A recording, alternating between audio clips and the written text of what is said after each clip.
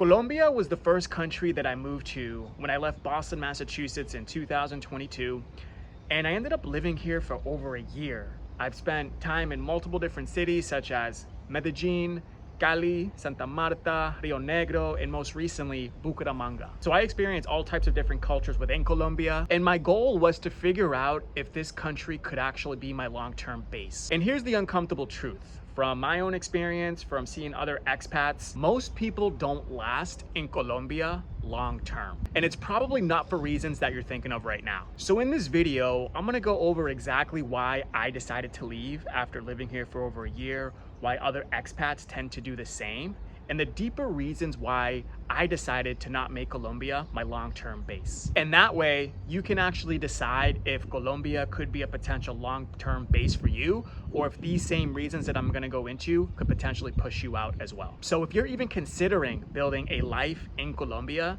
this video here can save you months or even years of wasted time. And by the way, if you're new here, my name's Alex. I left the US in 2022 through building location independent income. I created an international life setup here in South America, and now I help other men do the same. So let's dive into the video. So the first reason is the purchasing power in Colombia is not what it used to be.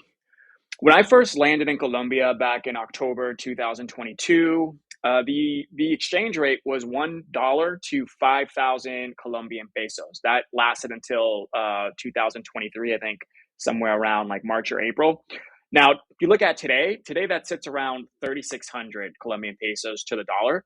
So that's obviously a massive swing in purchasing power alone, right? Nearly a 30% drop as far as bang for your buck that you can get in just about 2.5 to 3 years.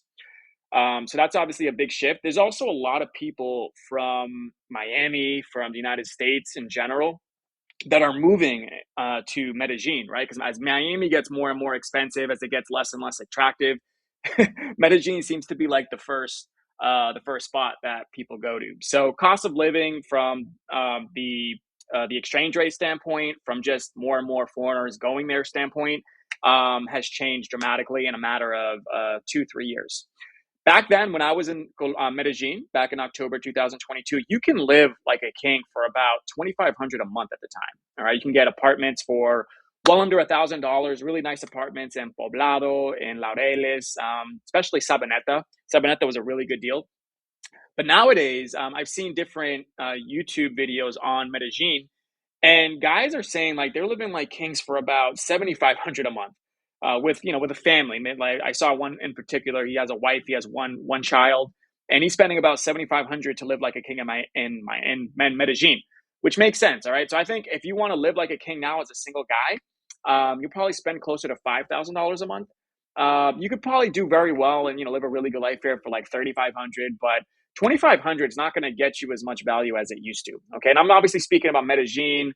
Also Cartagena, even Barranquilla is going up in rent. Even Cali, Colombia is getting a little more expensive. So it just seems like the purchasing power isn't what it used to be. And I also believe that it's only going to get worse. All right. As I said, as more and more people flock away from places like Miami and the United States and Canada, Colombia is the country that is most attractive. Mexico is already getting expensive as well. But Colombia is usually the first place in South America that most people want to check out. And Medellin is the first city that most people go to. So this is only going to get more and more expensive, right? And if we look at Airbnbs in we'll just say Medellin, we can see what rents are going for now. If you were to stay here for 3 to 6 months out of the year, you'd most likely be using Airbnb. Another thing about Colombia is that it's really difficult to get an off-market apartment. It's more difficult than other countries that I've been to. So let's look at the range of what you can get in Poblado, right? So we go to filters, we'll go to entire homes and look at the range of as far as what you can get here. So here's the median, right? We don't want to look at the tail end. We want to look at like where the most apartments are. We're looking at $1,200 to $2,400 a month, guys, for an apartment, right, on Airbnb. And like I said, if you want to go off Airbnb, it can be challenging. A lot of times you need guarantors. They want you to spend a lot, on deposits. They want to see you have residency or some type of visa, right? So it is pretty difficult to get off market compared to other countries. But here's where you can expect just for rent alone, okay, in a place like Poblado. Obviously, it'd be a little more affordable in Laureles, and even more affordable in Envigado. Let's see what Envigado is going for. Envigado, I'd say most apartments are going to fit into the closer to 800 to 1500 a month. Like still, guys, in a place like Envigado, I mean, these apartments used to go for 4 or 500 a month. All right, and then obviously when it comes to restaurants, getting more expensive. So I just think the purchasing power is not what it used to be. It's still pretty good. Don't get me wrong, especially if you're coming from a place like Miami or the States. But I always mention there's good, there's better, there's best, right? Medellin or Colombia is still good when it comes to purchasing power, but it's just not the best of what you can get in South America. Not even close. All right, which is why I recommend other cities outside of Medellin, obviously outside of Cartagena, outside of Barranquilla. I think when most people start off, they start off in Medellin and then they travel to these other cities that I'm mentioning. A lot of people go to Cali, so Cali is getting more expensive. So you have to start going to places like, I don't know, 1 to 2 million population, places like Pereira, Bucaramanga. Even Pereira is getting more expensive because it's pretty close to Medellin. So Armenia, Manizales, right? Other smaller cities outside of Bogota, even. So there are still pockets of value, smaller cities in Colombia, but compared to other South American countries and other South American cities, Colombia is nowhere near the best value play anymore. Another reason and a strong consideration why I didn't make Colombia my base, and really this one had a huge weight to it, is Colombia's tax system is not favorable. All right, so Colombia is not a territorial tax country, such as Paraguay, such as Panama, such as Guatemala. There's plenty more, well, not plenty, but there's others as well. But if you live in Colombia for more than 183 days out of the year, all your worldwide income does get taxed. It is subject to taxes. Now, I know a lot of people don't don't follow the rules, but I don't recommend that you do that. So if I were to do things, if I were to live in a country for majority of the year, I'm going to want to do things legally, and that means I'm subject to paying taxes in that country. So if you're someone in the States or Canada, you're making a pretty decent income, right? Or you see yourself growing your income over time because your income is scalable. Maybe you do something online. You don't want to be subject to taxes especially if you're from the US, in the US and also in Colombia. For me, a big reason for leaving the US is actually saving money, right? Not just with cost of living and purchasing power, but also with taxes. So there are other countries that are territorial tax countries, which means any income you earn outside of it is not subject to taxes. Again, talk to a tax professional about this stuff. I'm just kind of giving you a high level overview. And those are the countries that I prefer to have as my base, right? A territorial tax country for that reason. Now, I mentioned that a lot of people don't do this legally. I'm not sure if anyone, taxes is one of those things that a lot of people won't be transparent about, right? If someone does come after them or that sort of thing. So you might not hear it on YouTube. You probably won't.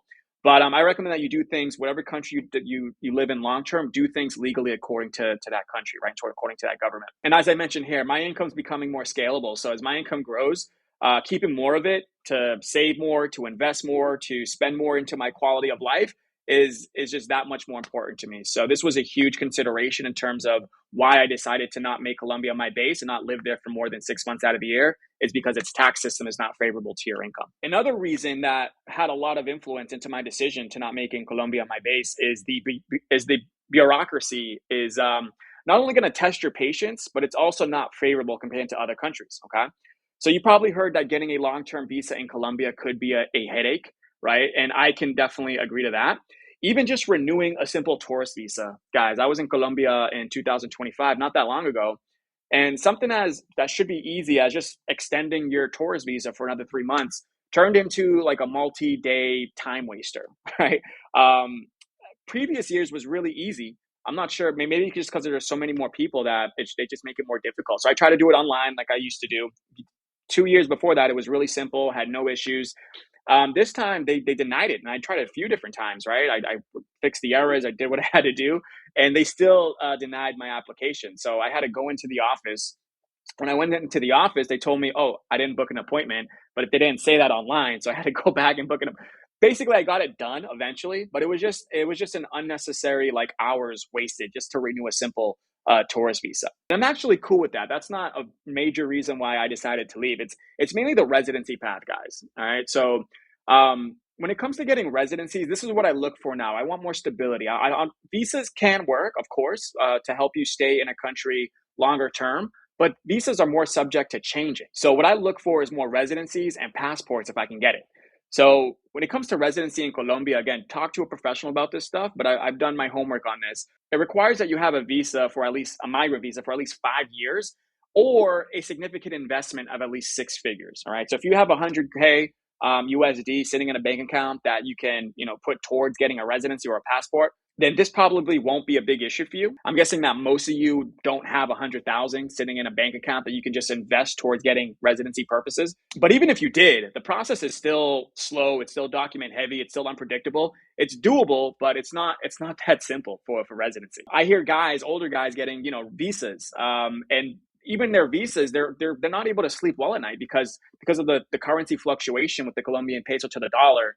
It's subject to a certain specific income that you have to bring in, like a rentee, like a pension. Maybe it's like SSI or a pension that you have. And if that falls below the threshold, now you worry about losing your visa, right? So I'm someone who prefers residencies over visas. I think most people are. But when you compare it to other countries like Paraguay, for example, I got full residency. I got my cedula. I got bank accounts opened up here for less than $2,000 USD. All right.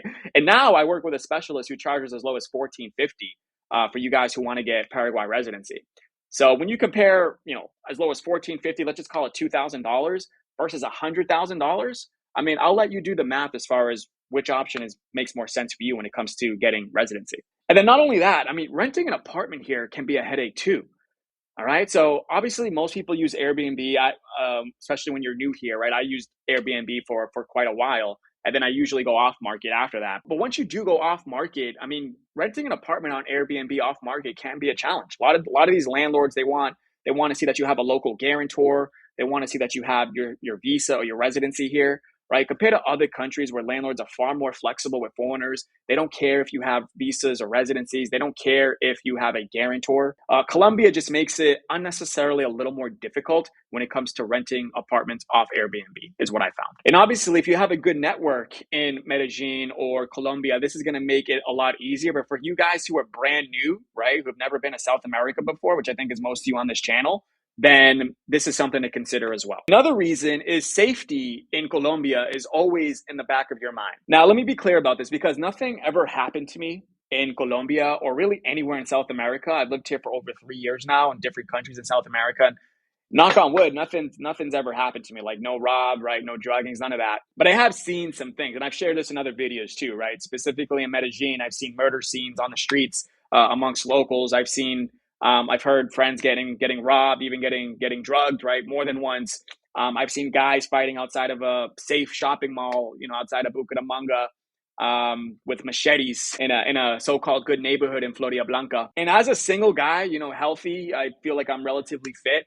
I have no issues with safety, right? If I see something like that outside of a shopping mall, guys fighting with knives, I just walk right past it. I was going to the gym at the time. Or if I see murder scenes on the streets, obviously it has nothing to do with me, right? So again, I just walk right past it. But if you're someone who wants to start a family someday, you want to have kids someday, do you really want your family or children seeing murder scenes on the street, seeing guys outside of a shopping mall in a safe neighborhood fighting with machetes? I prefer living in an environment where, I can focus on my work, get my stuff done. Maybe my wife and the kids can go out about, walk around the park, go to a shopping mall. I don't have to worry about them seeing stuff like that. I'm not having to worry about their safety.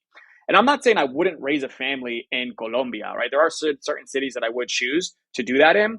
But again, it comes down to there's good, there's better, there's best. And Colombia is definitely not the best when it comes to safety. Now, if you're a guy who, again, if you're single, if you don't plan on having a family someday, maybe you've already had that, then Colombia is certainly manageable for a solo guy who stays aware, right? As long as you're not desperate for what, as long as you're not a flashy guy who rocks Rolex watches, expensive gold chains, walking alone at streets at night at 2 a.m. drunk in the streets of Colombia, then you'll be fine here. Again, I feel safe in Colombia, but at the same time, you just never know what you're going to get and you never know what you're going to see. So you do have to keep your guard up a little more. And I would rather live long-term in a place where I don't really have to worry too much about that. Another reason that a lot of people don't talk about is the anti-gringo tension. All right, specifically in the tourist areas like Medellin or Cartagena. This is real and this is growing. Locals are increasingly frustrated with foreigners, not only driving up prices, but obviously you get the weekend warrior types that come to Colombia just for the pay for play, which really damages a community, which also damages the reputation, right? A lot of the most beautiful women, they're more subject to sell themselves because they know that there's a market for it. So I'd rather not live in a place where there's that going on. And I don't blame the Colombians one bit for that. Now, I don't think that it's just foreigners that are driving up prices. I mean, it does play a role, of course, right? The more people that come here, the more people that agree to higher rents, that agree to higher, you know, prices at restaurants. You know, they just there's no negotiating, and the locals can know they can get away with selling. I mean, they're doing it to themselves in a sense, but there's no doubt that the cost of living is rising, the purchasing power is getting less, and more locals are not liking that. I don't want to speak too much on this because from experience, when I was in Medellin, I did not sense that back in 2022. But now it seems to be a real thing. And when I was in certain cities in Colombia last year, I didn't sense it either. But if you plan on living in touristy cities such as Medellin or Cartagena, then this will be a real thing for you. And my guess is as more and more foreigners feel the same sense of tension, then they're probably going to want to move to other cities outside of Medellin and outside of Cartagena. If enough people do the same thing, then those places will also have tension, similar to what you're seeing in certain cities in Mexico as well. Now, don't get me wrong, Colombians are some of the most warm, friendliest people that I've met anywhere in Latin America, but there are a percentage who do have this anti-gringo tension.